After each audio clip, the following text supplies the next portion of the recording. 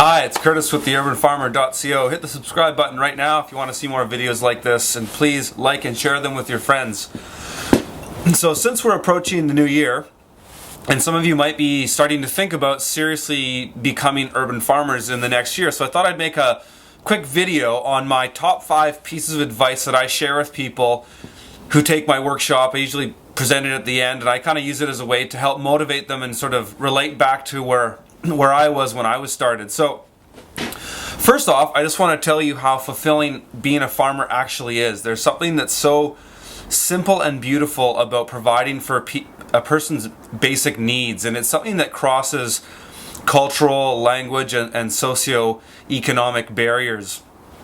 So it's a really easy way of connecting with people, and it was something that I didn't really have before I started farming, because I was trying to make my way through the world as a musician, and the kind of music I used to play wasn't really all that accessible to most people. And so I think, just like anybody, I really just wanted to have a human experience and to connect with people, and I thought that music would be the way that I could do that. But I found through life that it wasn't really actually for me. Not to say that that doesn't work for other people, you know, to each his own, but it wasn't really something that allowed me to connect with people. And once I started farming on a day-to-day and weekly basis, I was able to connect with people about just talking about growing food and eating food and really simple things that pretty much anybody can connect with. So that's something that I find very fulfilling, and it makes life very enriching, sort of, about being a farmer.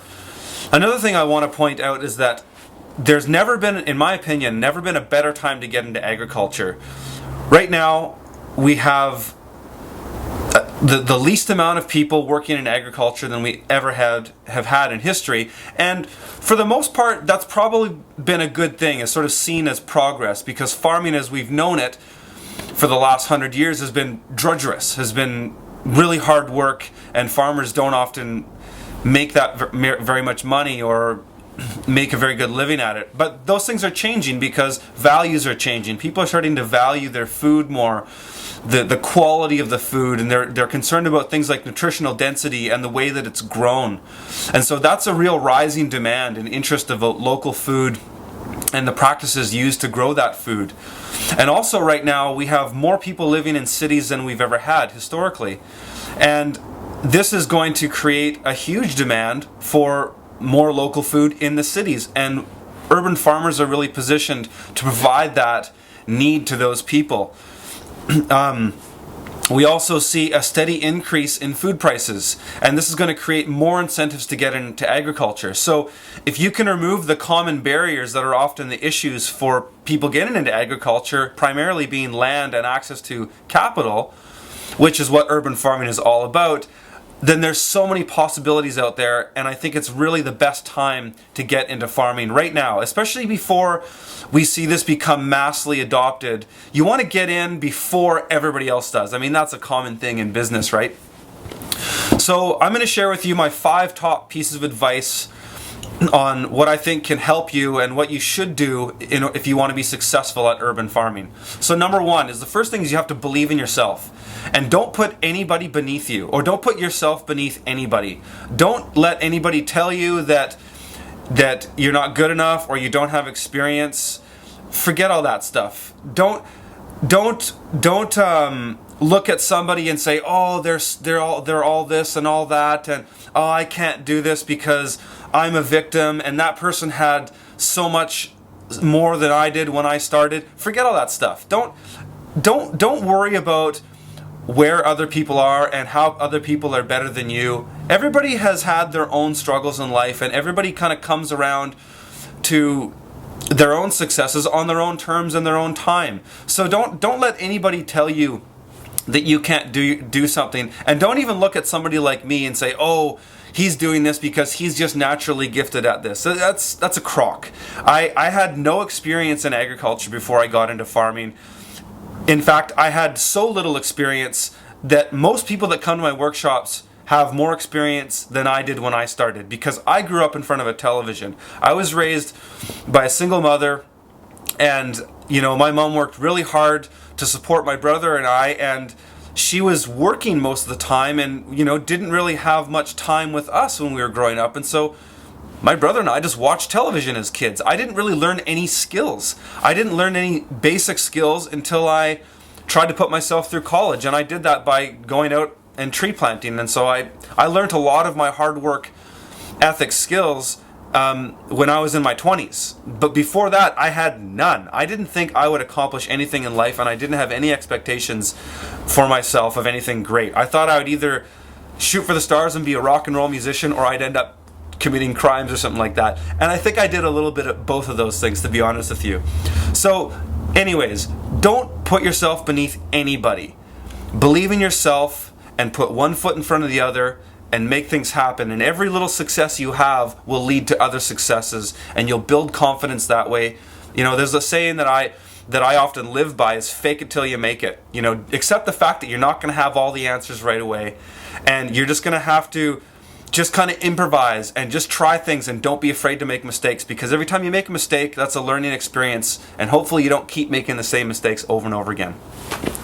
So number 2 is follow the path of least resistance.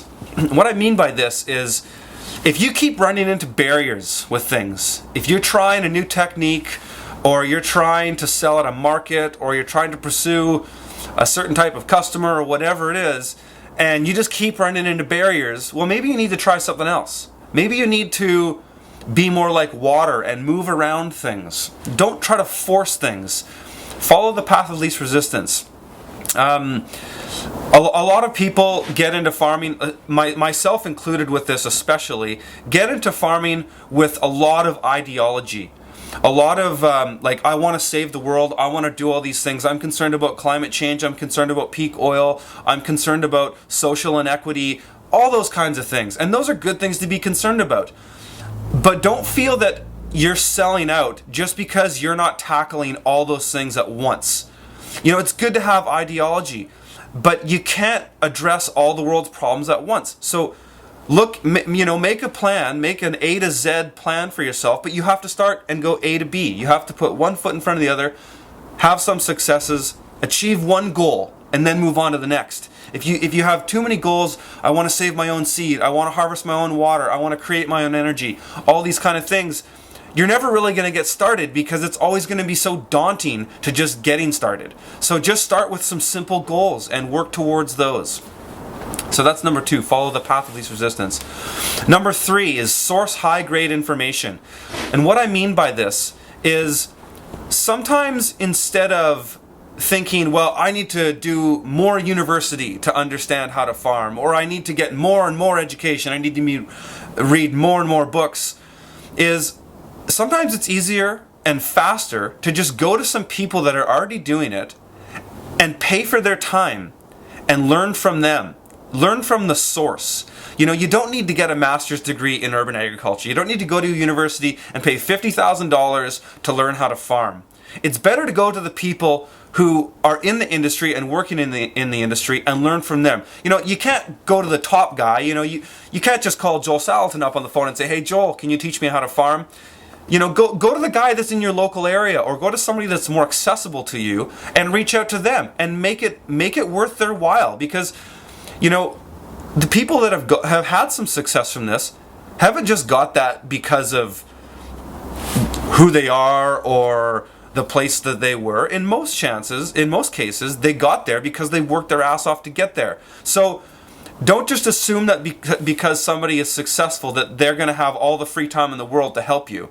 Make it worth their while. Show up with some value. You know, everything in the world is based on exchange, is value for value. And so if you want something, then you need to give something in return. So it's really that simple. But source out the high-grade information. Go to the source to find it.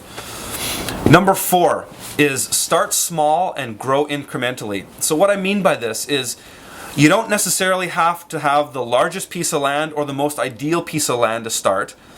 You could start with your grandmother's front yard and just start growing some stuff there and getting some production going, making things happen.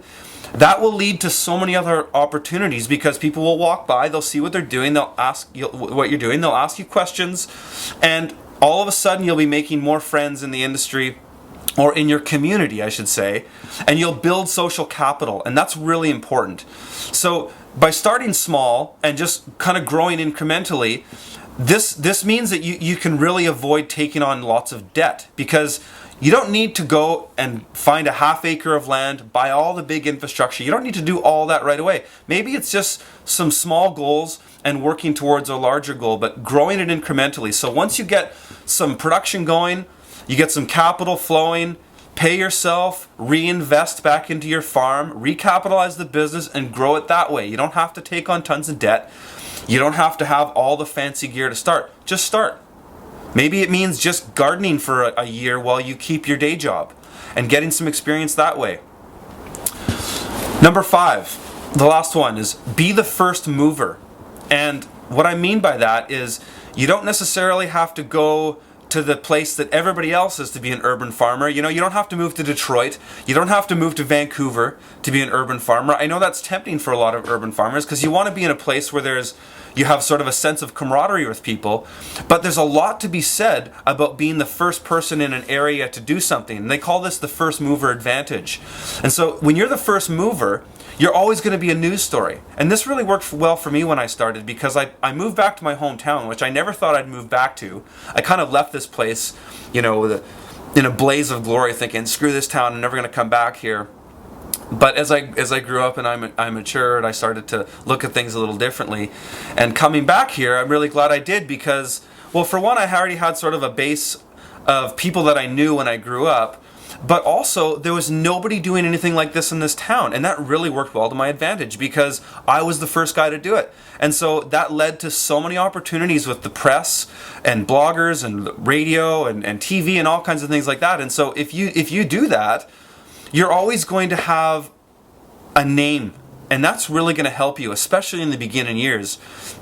And so I also mean, you don't want to walk into a saturated market. Like I said earlier, it is tempting to go to a place like Detroit or a place like Vancouver and be an urban farmer there, but those are really saturated markets. There's already lots of other urban farmers doing it there. So you go into a market like that, and all of a sudden you have to compete with everybody else. And so your story isn't really that unique, because it's already been done.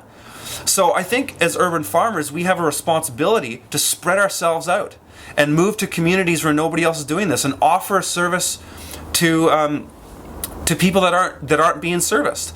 It's just like, there's a say that people say in business, if you want to be really successful in business, take an idea that works somewhere and go and take it to another place where it doesn't exist.